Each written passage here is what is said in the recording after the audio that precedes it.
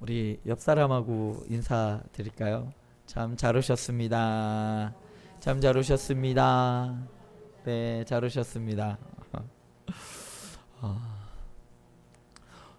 어느 농부가 오랫동안 정성껏 밭을 가꾸었습니다. 어, 밭둑도 풀도 뽑고 거름도 주고 배수로도 만들고 물기를 다듬기도 하고 해서 작물들을 잘 어, 장목하고 있었습니다. 그런데 어느 날 가보니까 누군가 그 물길을 흙으로 막아놨습니다. 물이 흘러야 할 길이 막혔죠. 밭은 메말라가고 있었습니다. 농작물이 죽어가고 말았습니다. 그 순간 농부의 마음은 어땠을까요? 많이 속상했겠죠. 누가 이런 짓을 했을까? 나도 옆집 혹시 옆에 밭 사람이 그렇게 한 거 아니야?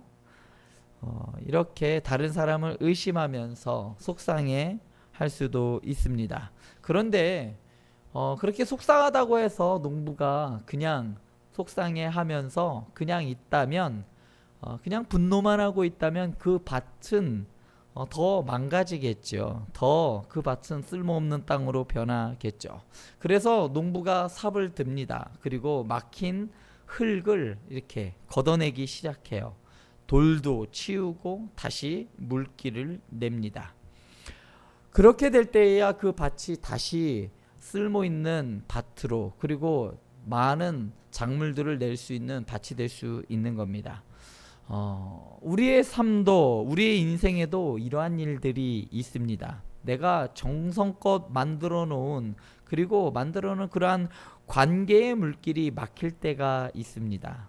가정에서 대화가 막히고 일터에서 내가 했던 그 수고가 대가를 받지 못하고 또 교회에서 이렇게 열심히 섬겼음에도 불구하고 오해를 사서 그래서 그 물길들이 막힐 때가 있습니다.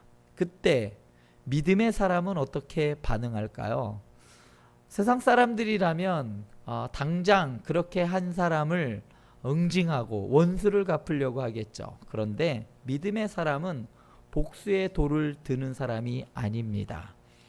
기도의 삽을 드는 사람이 믿음의 사람입니다.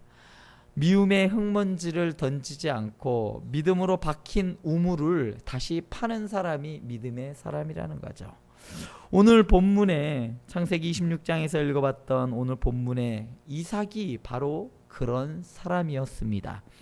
우물이 막혔지만 그는 악으로 악을 갚지 않았습니다. 그는 다시 파기 시작했어요. 저는 이 본문을 볼 때 되게 어리석다라고 생각했어요. 너무 답답해 보여요. 왜 이럴까? 왜 이렇게 자꾸 파기만 할까? 그런데 그 삶이 우리 믿음의 사람들의 삶이더라고요. 우리가 겉으로 보기에는 답답해 보이지만 그가 그렇게 했던 이유가 있더라고요. 우리 성도님들의 삶에서 지금 막힌 우물은 무엇입니까? 우리 성도님들의 마음을 가장 아프게 하는 사람은 누구입니까? 오늘 하나님께서 말씀하십니다. 다시 팔아. 분노로 파지 말고 믿음으로 다시 팔아. 복수하려고 다시 파지 말고 하나님이 함께 하심을 믿고 다시 팔아라고 말씀하고 계십니다. 하나님의 복이 임할 때에도 갈등은 찾아올 수가 있다는 게 오늘 본문에서 말하고 있습니다. 오늘 12절 말씀을 보면 이삭이 그 땅에서 농사하여 그 해에 100배나 얻었고 여호와께서 복을 주심으로. 이삭이 농사를 지었는데 100배의 수확을 얻었습니다. 엄청나게 큰 물질을 얻은 거죠. 한 가마를 얻었어야 되는데 100가마를 얻은 거예요. 엄청난 거죠. 이 말씀은 그대로 그런 정확한 수치를 말하는 게 아니라 그만큼 하나님께서 크게 부어 주셨다라는 거예요. 이것은 당시에는 기근의 때였습니다. 이삭이 농사를 짓는 시기에는 물이 없었어요. 그래서 농사가 잘 되지 않을 때요. 메마른 땅에서 100배의 결실을 얻는다는 것, 이거는 불가능한 일입니다. 그런데 그가 100배의 결실을 얻었다는 것은 바로 하나님의 손길이 있었지 않고서는 설명할 수 있는 방법이 없습니다. 성경은 분명히 말합니다. 여호와께서 복을 주심으로. 이삭의 풍성함의 원인은 하나님이었다는 거예요.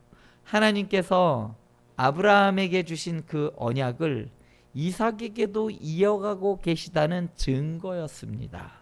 그런데 하나님의 복이 임한 그 자리에 참 이상한 일이 벌어지기 시작합니다. 모든 사람이 다 축하한 것이 아니에요. 블레셋 사람들이 이삭을 시기하기 시작했습니다.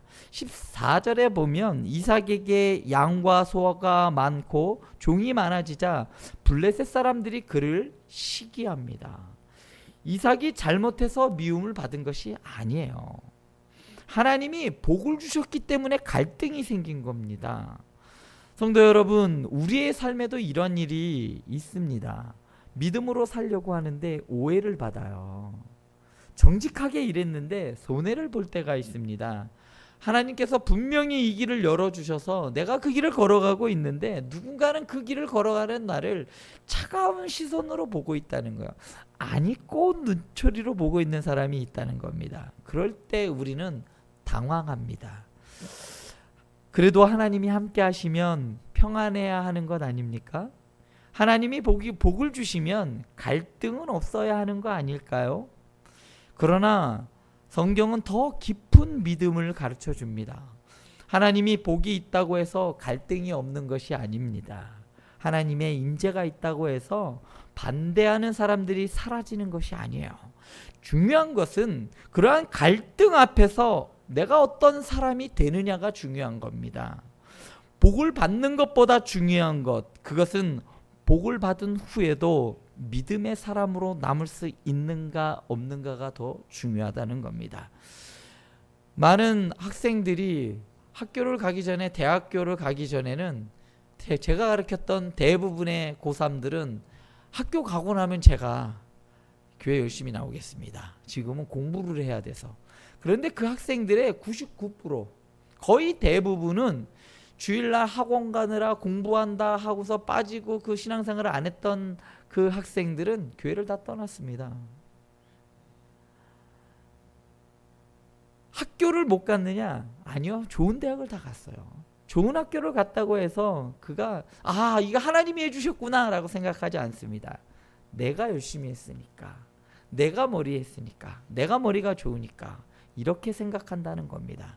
그렇기 때문에 믿음의 사람은 복을 받은 후에도, 하나님이 형통하게 길을 열어주신 다음에도 이 길이 하나님이 열어주신 겁니다, 하나님이 해주셨습니다라고 이 믿음의 사람으로 남는 것이 중요한 겁니다. 이삭 주위에 있던 블레셋 사람들은 시기했습니다. 그리고 아브라함 때 팠던 그 우물들을 흙으로 메워버렸어요. 우물이라는 것은 지금과 달라요. 당시에는 생명입니다. 물이 없으면 농사를 못 짓고, 물이 없으면 짐승을 기를 수도 없어요. 그렇기 때문에 그거 두 개가 안 되면 거기서 살 수가 없는 거죠. 그들은 우물을 뺏어서 자기들이 사용한 것이 아니에요. 우물을 막아버렸어요. 아무도 못 쓰게 막아버렸다는 겁니다. 이것이 시기의 무서움입니다. 시기는 내가 갖고 싶다고 해서 끝나는 것이 아니에요. 내가 그것을 취하는 것으로 끝나는 것이 아니라요. 시기라는 것은 내가 못 가져도 좋아. 그러니까 너도 못 누리지 마. 너도 쓰지 마. 나도 안 쓸 테니까. 이렇게 마음이 흘러가는 게 시기입니다. 우물을 막는 마음, 이러한 마음은요, 사람들과의 관계를 막아요. 그리고 기도를 막습니다. 그리고 살아갈 수 있는 기회를 막게 되고, 그리고 우리가 주어진 사명을 막는 게 우물을 막는 겁니다. 그러나 오늘 본문에서 더 중요한 것은 블레셋 사람들이 이렇게 악했다라는 것이 아니에요. 그렇게 악함 가운데에서도, 그렇게 악한 사람들 앞에서도 이삭의 반응이 어땠냐는 겁니다. 이삭은 빼앗긴 우물 앞에서 싸우지 않았습니다. 오히려 다시 팠습니다. 16절에서 아비멜렉이 이삭에게 말합니다. 네가 우리보다 크게 강성한즉 우리를 떠나라. 이삭은 억울했을 것 같아요. 아버지 때부터 내려온 우물이었습니다. 우리 아버지가 판 거예요. 자신이 노력해서 얻은 삶의 자리가 흔들리기 시작했습니다. 그리고 이제는 그 사람들이, 주변 사람들이 그 땅을 떠나라고 하는 거예요.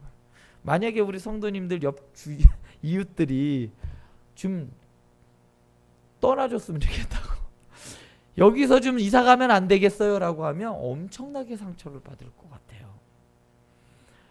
이삭도 싸울 수가 있었습니다. 종도 많았고 가축도 많았고 그는 영향력도 있는 사람이었습니다.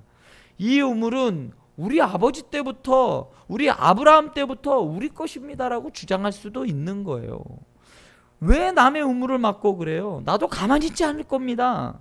그렇게 말할 수 있었습니다. 그런데 17절은 이렇게 말합니다. 이삭이 그곳을 떠나 그랄 골짜기에 장막을 치고 거기 거류하며. 이삭은 떠납니다. 그리고 다시 우물을 팝니다. 이것은 약해서, 그들이 무서워서 떠난 것이 아니에요. 비겁해서 야곱이 포기한 것도 아닙니다. 야곱이 떠날 수 있었던 이유는 하나예요. 하나님이 함께 하심을 믿었기 때문에 떠난 겁니다. 싸움으로 내가 이만큼 대단한 사람이라는 것을 증명하지 않아도 된다고 이삭은 생각했어요. 내가 굳이 그렇게 하지 않아도 하나님이 하시기 때문에 내가 그럴 필요가 있냐. 그래서 떠난 겁니다. 하나님께서 내 억울함을 아신다는 그러한 믿음이 있다면 오늘 우리는 늘 내 입으로 나를 변호해야 합니다. 만약에 하나님께서 그렇게 나를 이걸 아신다는 믿음이 없다면 우리는 매 순간순간마다 증명해야 돼요. 하나님이 내 길을 여신다는 믿음이 없다면 우리는 상대의 길을 막아야 돼요. 그 사람을 내가 짓밟고 올라가야 되겠죠. 그러나 이삭은 달랐습니다. 그는 막힌 우물을 다시 팠어요.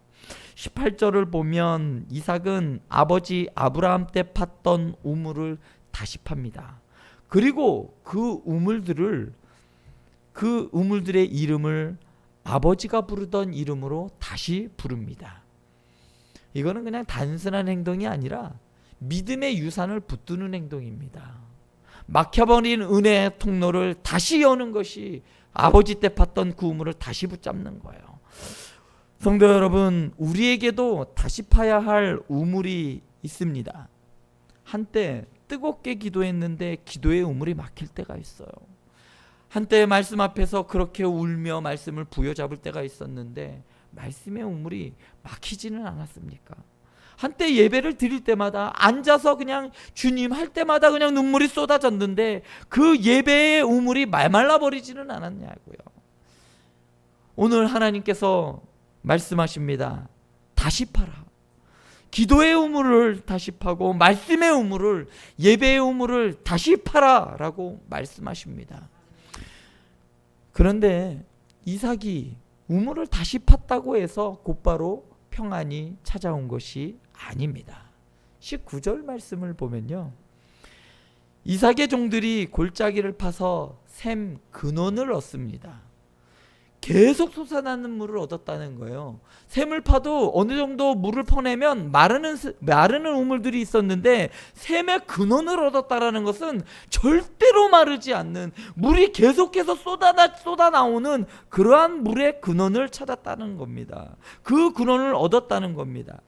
건조한 땅에서, 메말라 있는 땅에서 그러한 계속해서 쏟아져 나오는 물의 근원을 찾았다라는 것은 생명을 찾았다는 것과 같습니다. 그런데 그랄에 사는 목자들이 와서 말합니다. 이 우물은 우리 거야. 야, 이 물 우리 거잖아. 이삭은 얼마나 억울했을까요? 아버지의 우물도 막아버렸습니다. 그래서 다시 팠어요. 그래서 새로운 물을 다시 찾았습니다. 그런데 또 빼앗깁니다. 이삭은 그 우물의 이름을 에색이라 부릅니다. 에색이라는 이름의 뜻은 다툼, 다툼이라는 뜻이에요. 그리고 또 다른 우물을 팝니다. 그러자 또 다툼이 일어나요. 그래서 그 이름을 신나라고 부릅니다. 신나라는 이름의 뜻은 대적하다라는 뜻이에요. 에색, 다툼의 우물, 신나, 대적의 우물입니다. 성도 여러분, 인생에는 에색 같은 시간이 있어요. 아무리 설명하려고 해도 다툼이 끝나지 않는 시간이 있습니다. 내가 아무리 조심해도 시비가 걸리는 시간이 있어요. 또 인생에는 신나 같은 시간이 있습니다. 단순한 다툼을 넘어서 누군가 나를 대적하는 것처럼 느껴지는 시간이 있다는 거예요. 우리 성도님들의 애색은 무엇이며 신나는 무엇입니까? 우리 성도님들을 지금 지치게 하는 다툼과 대적들의 이름은 무엇입니까? 바로 그때 우리는 선택해야 합니다. 나도 똑같이 할 것인가? 나도 저들과 똑같이 그들의 우물을 막을 것인가? 아니면 하나님을 믿고 다시 팔 것인가? 로마서 12장 17절은 말합니다. 아무에게도 악을 악으로 갚지 말고, 그리고 21절은 바로 말해요. 악에게 지지 말고 선으로 악을 이기라. 악에게 지지 말라는 것도 있어요. 그냥 단순히 선으로 대하라는 게 아니에요. 악에게 지지 말라는 겁니다. 성도 여러분, 악에게 지는 것이 무엇입니까? 상대가 악하게 했을 때 나도 악한 사람이 되는 것입니다. 상대가 내 우물을 막았을 때 나도 누군가의 우물을 막는 사람이 되는 거예요. 상대의 미움이 내 마음의 언어가 되는 것, 이것이 악에게 지는 겁니다. 그러나 선으로 악을 이기는 것은 무엇입니까? 상대가 내 우물을 막아도 나는 다시 생명의 우물을 파는 것입니다. 상대가 나를 좁은 곳으로 몰아넣어도 하나님이 주실 그 넓은 곳을 믿는 거예요. 그게 선으로 악을 이기는 것입니다. 이삭은 악을 악으로 갚지 않았습니다.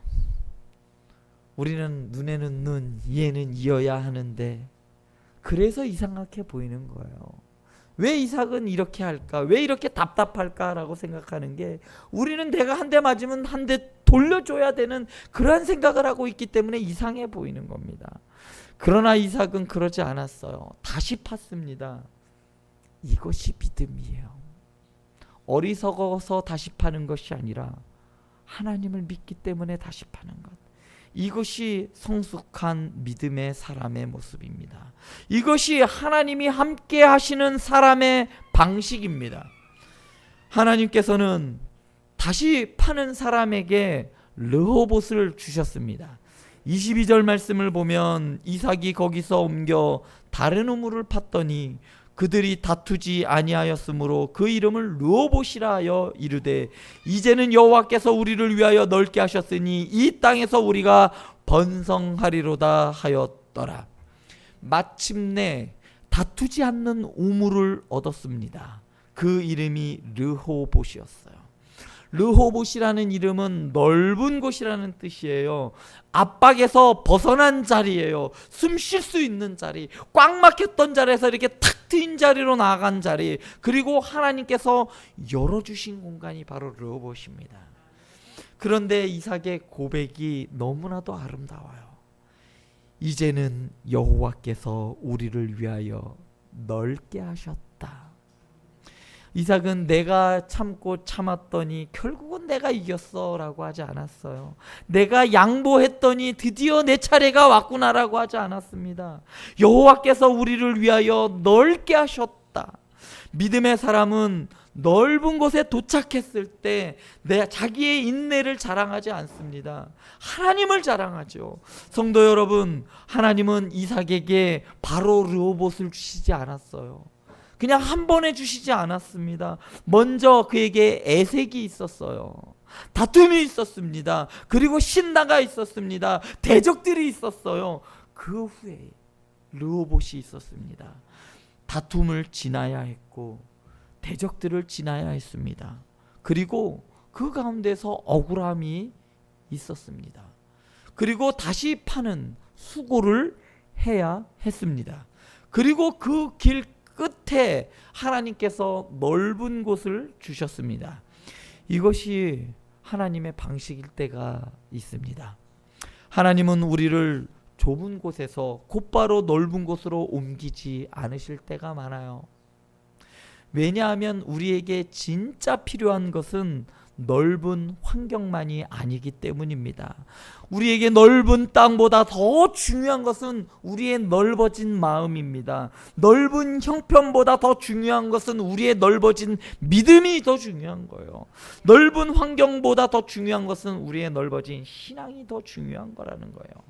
처음에는 우물이 전부인 줄 알았습니다. 그런데 지나고 보니까 우물보다 더 크신 하나님이 거기 계셨어요. 처음에는 빼앗기면 끝인 줄 알았습니다. 그런데 지나고 보니까 하나님께서는 또 다른 우물을 여실 수 있는 분이셨더라고요. 성도 여러분, 사람들이 막는다고 하나님이 막히십니까? 사람들이 덮는다고 하여 하나님의 샘이 마릅니까? 사람들이 뺏는다고 하여도 하나님의 복이 끝나냐는 거예요. 아닙니다. 하나님이 함께 하시면 막힌 우물도 다시 열립니다. 하나님이 함께 하시면 빼앗긴 자리 뒤에 더 넓은 자리가 있습니다. 하나님이 함께 하시면 에색과 신나를 지나 르호봇에 이르게 하시는 겁니다. 에색이 끝이 아니에요.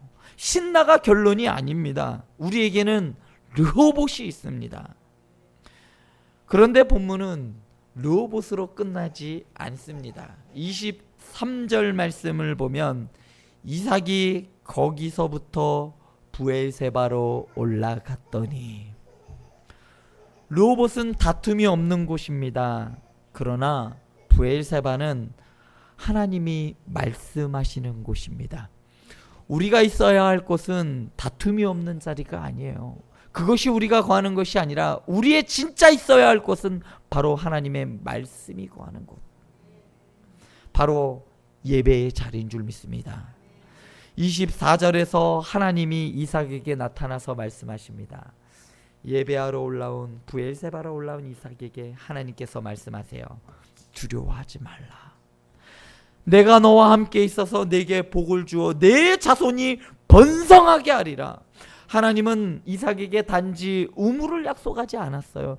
내 우물을 이제 아무도 못 건드리게 할게, 이렇게 하지 않으셨어요. 하나님께서 이삭에게 하나님 자신을 약속하셨습니다. 내가 네 하나님이야. 내가 너와 함께 할게. 이거보다 더 큰 축복이 어디 있겠습니까? 우리가 누릴 수 있는 가장 큰 복, 바로 하나님이 함께 하심의 복이 가장 큰 것이 아니겠냐는 말이에요. 우리에게 가장 필요한 것은 문제가 풀리는 것도 아니에요. 관계가 회복되는 것도 아니고 경제적으로 나아지는 것도, 예, 맞아요. 그것도 복이기는 해요. 그러나 성경이 말하는 가장 큰 복은 내가 너와 함께 있다라는 복이에요. 하나님이 함께 하시면 좁은 길이라 할지라도 우리는 견딜 수 있어요. 하나님이 함께 하시면 빼앗긴 자리에서도 우리는 다시 시작할 수 있는 겁니다. 하나님이 함께 하시면 억울한 순간에도 내 마음과 내 신앙을 지킬 수 있는 겁니다. 우리가 정말 두려워해야 할 것은 우물이 막히는 것이 아닙니다. 하나님 없이 우물을 소유하는 것이 우리가 두려워해야 될 것이요. 하나님 없이 넓은 곳에 있는 것보다 하나님과 함께 좁은 곳을 걷는 것이 복입니다. 25절 말씀을 보면 이삭이 하나님의 말씀을 들고 제단을 쌓습니다. 그리고 여호와의 이름을 불러요. 그리고 그곳에 장막을 치고 그곳에 다시 우물을 팝니다. 여기서 순서가 중요해요. 먼저 이삭은 예배를 드렸어요. 그리고 하나님의 이름을 불렀어요. 그 다음에 우물을 판 겁니다. 이것이 믿음의 질서입니다. 우리는 자주 우물부터 파려고 해요. 문제부터 해결하려고 합니다. 상황부터 바꾸려고 합니다. 그러나 이삭은 먼저 예배부터 했어요. 그는 이제 알았습니다. 우물이 나를 살리는 것이 아니라 하나님이 나를 살리는구나. 넓은 곳이 나를 지키는 것이 아니라 하나님이 나를 지키신다는 것을 알았습니다. 그러므로 오늘 우리에게 필요한 것은 더 큰 우물만이 아니에요. 더 깊은 예배가 필요합니다. 더 넓은 환경이 아니라 더 분명한 하나님의 임재에 대한 확신이 우리에게 필요합니다. 사랑하는 성도 여러분, 이삭보다 더 완전하게 악을 악으로 갚지 않으신 분이 계십니다. 바로 예수 그리스도입니다. 예수님께서는 죄가 없으셨지만 사람들로부터 미움을 받았습니다. 선한 일을 하셨지만 조롱을 받으셨어요. 예수님께서는 하나님의 나라를 전하셨지만 십자가에 못 박히셨습니다. 사람들이 예수님의 길을 막았어요. 사람들이 예수님의 생명을 빼앗았습니다. 그러나 예수님께서는 악을 악으로 갚지 않으셨어요. 심지어는 그 십자가 위에서도 저들을 저주하지 않으셨어요. 복수하지 아니하시고 오히려 기도하셨습니다. 저들을 위하여 기도하셨어요. 저들의 죄를 용서하여 주시옵소서.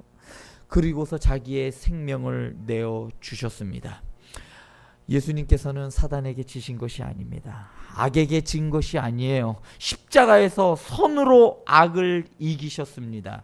세상은 십자가를 패배라고 생각했습니다. 그러나 하나님은 그 십자가를 구원의 우물로 여셨습니다. 사람들을 예수님을 무덤에 묻었지만 하나님은 부활의 새 아침을 여셨습니다.